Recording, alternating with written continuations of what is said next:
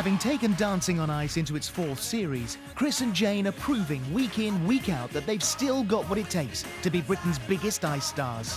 What Torvill and Dean did, they took ice skating from being what I thought was a sport to being theatre. Every time they perform, you feel like you're witnessing something really, really special. It's incredible to watch, especially when you're on the sidelines as another skater working alongside them. It's a real privilege. 34 years together means that Chris and Jane have one of the most successful and enduring relationships in show business.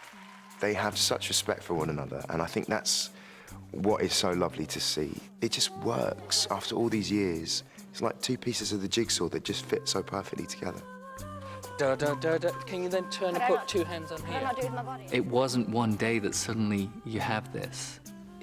It's evolved. We met as kids. We've gone through so much, and emotionally we're like brother and sister, or even closer than that. It's a weird relationship. And it's a relationship that's often been pushed to its limits on the road to victory in the past, and even now on Dancing on Ice, as the celebrity routines are choreographed meticulously. Once he gets on the ice, he's kind of like an excited child.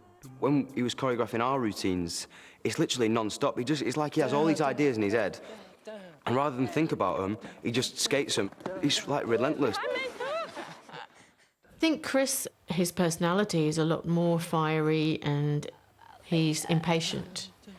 You know, whilst he's happy to work for hours, he wants to get it right.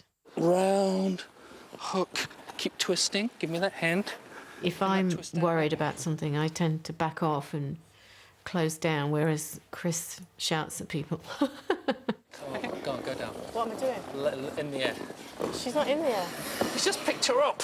No, but she's going to get up really quickly. And she's going to go. I don't know what made me so obsessive, but it's just when I do something, I do it, and I need to do it the best I can do it. It's the combination of Chris's fiery imagination and Jane's calm expertise which makes the partnership work. Nothing will ever faze Jane, and that's what makes them so special. She can take the most extreme situation. You're going to go out for an Olympic gold. She's totally calm. That's it. Move the bit.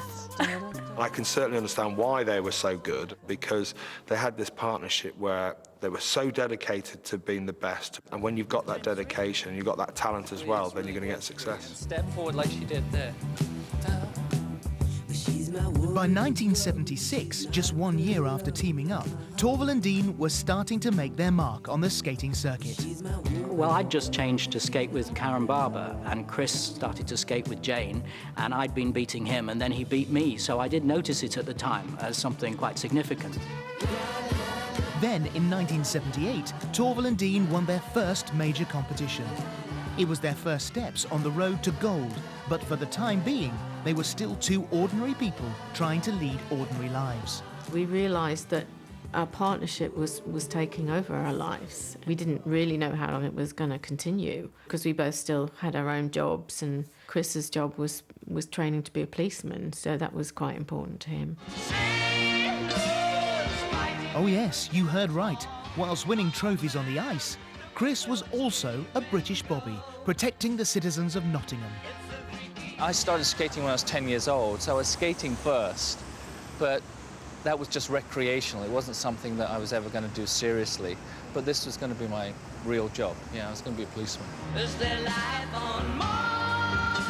Chris spent 7 years as a policeman, working from here, Nottingham Central. When I was doing the job, I thought it was one of the best jobs ever. You know, it was exciting, it was mundane, but at the same time, it was really fascinating. Your name is? Christopher Dean. I used to work here a long time ago. Many years ago. Many years ago. Who are you visiting? Everybody. Personally, I think it gave me a really good introduction to life, you know, because I saw a lot of life before I went into this skating stuff.